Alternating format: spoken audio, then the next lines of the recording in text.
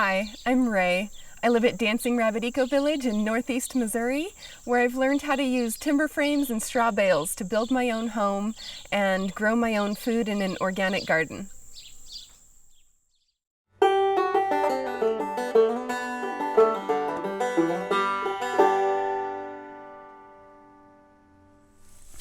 So since living at Dancing Rabbit, I've learned a lot about growing my own food and making medicine from the food that we grow. I didn't learn this in high school. It's just trial and experiment. This is my first garden ever, pretty much. And you can see I have corn growing and onions, green beans, tomatoes, okra, and melons, and basil.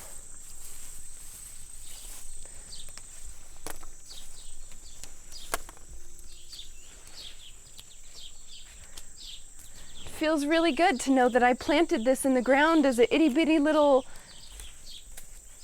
seed and a tiny plant, and now it's making food all season long. It just keeps bringing green beans. It's so abundant. Abundance. That's one of the big things that since living here, I don't stress about money as much because I don't really need it as much.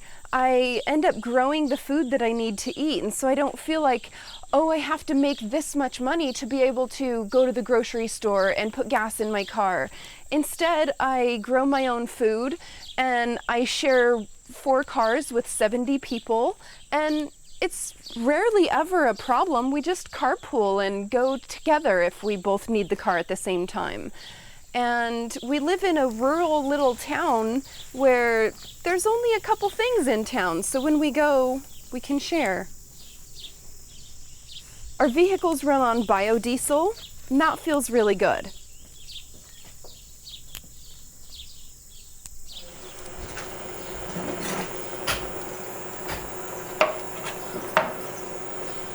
So today we're making barbecue sauce, and we diced up the vegetables, and we have tomatoes, onions, cucumbers, sweet yellow peppers, and a couple of jalapenos. And we'll boil those down until they're kind of soft, and then we'll puree them in the food processor and put that puree back onto the fire and let it reduce down to half its size. And we'll add this like tea bag of peppercorns and herbs and let it cook on the electric induction burner for another hour and a half. And later tonight we'll have some boiled water and use a water bath canner to can the barbecue sauce and save it for winter.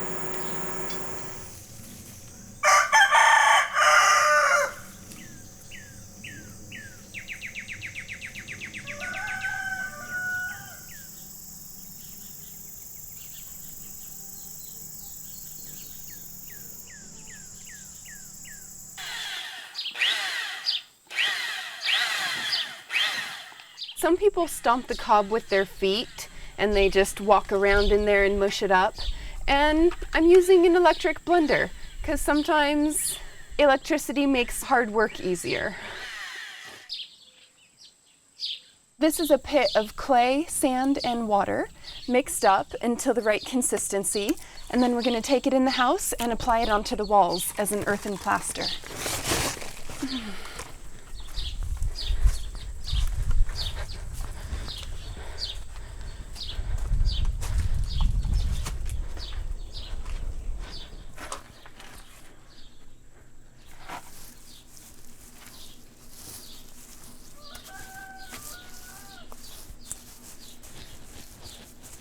So For this first layer of earthen plaster, I'm applying it very sloppy, and it's just a scratch coat. I kind of want to push my fingers in there and get that mud to really bond onto all the pieces of the straw bales. And after this dries, there'll be about 3 more coats that go on here, and then a final coat that's very, very fine and polished. So basically what I'm doing is I'm building a home from the earth right beneath my feet. I'm using local timbers that came from within 7 miles of my community, straw bales also about that distance, and this earthen plaster just from the ground beneath my feet. Like as we dug up the foundation for the home, we turned that pile of earth that we dug up into a plaster pit, a pit of mud that we're now applying onto our home. And it's not just mud, it's clay. What's the benefit of building like this? The benefits to a natural building is that the walls breathe and you can control your atmosphere. You're not going to be putting paint on the walls or using chemicals that are toxic to you. So by building a natural home, you can control what type of chemicals or toxins are going into your environment, because most conventional construction methods require that you use products that are just laden with chemicals that cause health problems. So building a natural home is a huge endeavor. I'm not doing it by myself. I have my partner that I live with and we're building a home together. And then he and I invite people to work exchange, which means that they work with us and learn at the same time, and we pay for their room and board, and we all have a great experience together. And then we also hire some of our friends in the community here as like paid labor to work on our home with us. Oh, it's so satisfying to build your own home, to use the earth beneath your feet to model a work of art that then I get to live in and I get to look at and adore it every day.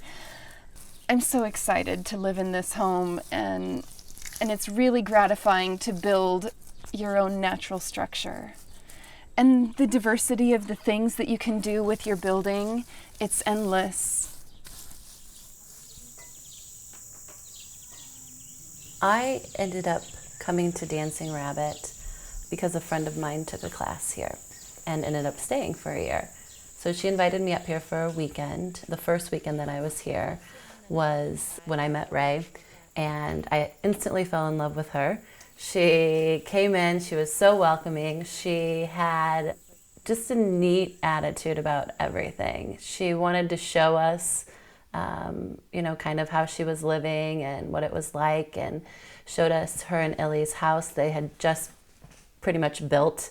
They finally had like a place to live in and have a roof over their head, but it wasn't complete yet. So she showed us how to light a fire, how to navigate, the campus, what they were doing. So she was kind of a great bridge, from us city folk to what they were doing here at Dancing Rabbit.